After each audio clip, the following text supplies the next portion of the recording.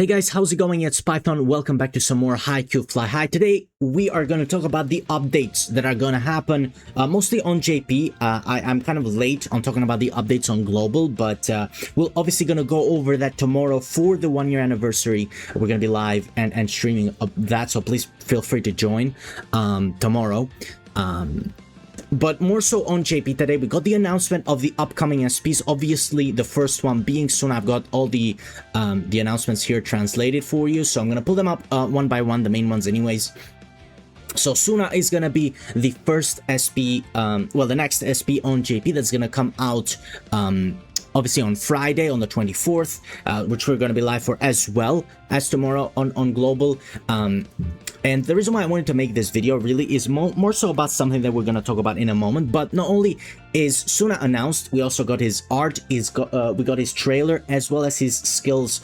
They got teased, which is quite exciting, but obviously, I do have them pulled up. Nope, this is the global one. Sorry, we'll talk about the global in a moment. But these are his skills translated roughly. So he does look to be, which we'll see on the memory description. He does seem to be quick attack block as you'd expect. First skill, when Suna loses a negative effect, which is a debuff, obviously works with Kita. His quick attack increases at the start of the match. Suna gains the slacking off negative effect. Prediction block, Suna performs a block. The power of this block increases depending on the number of stacks of the negative effect, right? Fake position is his second passive. Suna's quick attack and block are increased. These are rough translations, this is just Google translated, by the way. If Suna has a negative effect, his blocks will always be a nice place. At the start of the rally, Suna removes the stacking off debuff, and when the debuff falls below a certain level for the first time, the cooldown is reduced. Okay, so he's got a cooldown reduction of the attack, which is his alt, quick attack alt. Suna launches a quick attack when the debuff effect falls below a certain level for the first time. It cannot be blocked, and the power of the spike increases. That's really good. Another unblockable spike. It feels like it's losing its magic a little bit now, but it's quite nice to have these unblockable spikes. I think it's really nice to play around with them. But just like Osamu, he can be another Inarizaki player with an unblockable spike, but he works with kind of removing debuffs, which is quite interesting that he doesn't really fall into that attack technique, defense technique mechanic like most of the Inarizaki boys do. I don't know how I feel about that, but we'll get more to it when he drops on Friday, as I said. But yeah, he's the first one that's coming out. Next up is Terushima. Terushima is gonna be the next SP. Quite interesting. Again, there's a lot of characters that I feel like are missing here, but at least, listen, at least it's not a dupe SP. They're doing a good job of getting some SSRs some love, especially during this batch. We got 4 SSRs, which is quite nice, as SP versions. So Terushima is gonna be coming out after.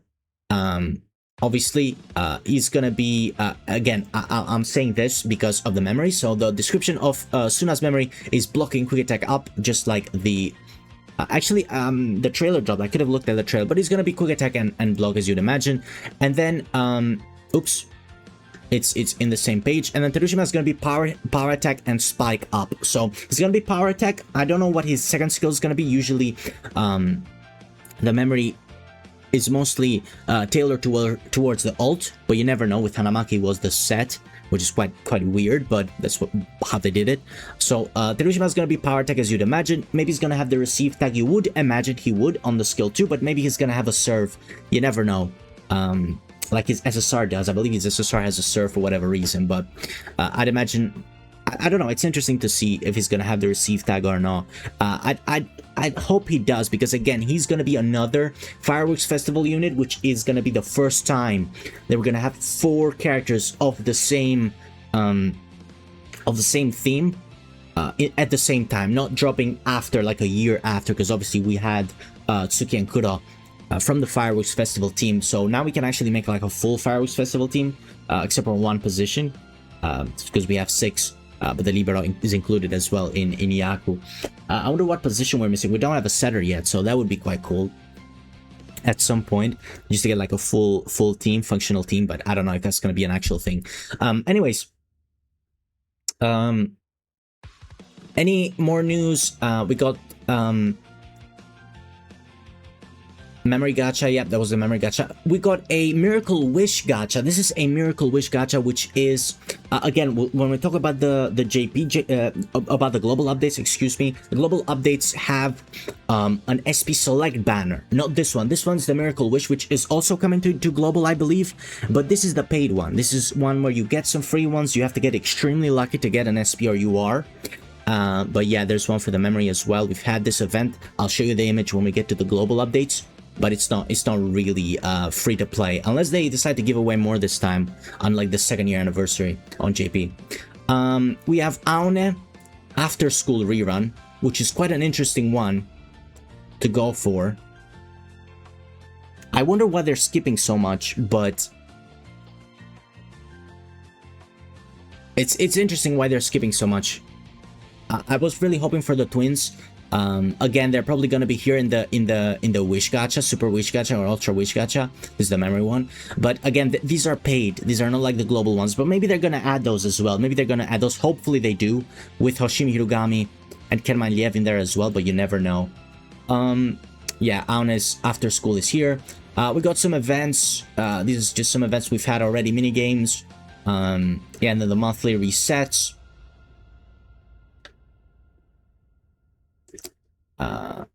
Yeah, the login for the Miracle Wish and everything. Here we go. This is what I really want to talk about. A new feature, the first point, friend match has been added, allowing you to play against friends. Oh my goodness. You have to be level 18, and you just play a friend match by tapping challenge from the details of any friend. Both teams will use the same composition as information 1. Furthermore, match data from the matches played through friend match will be reflected in achievements such as Path to Glory. So we're gonna get some more achievements from it, which is quite cool. But essentially, you don't really play against a friend. I'm assuming it's just gonna be simulated, and you can challenge anybody, but they're not gonna be in control of their own game, which is kind of interesting. Listen, it's still a path a step in the right direction, in my opinion.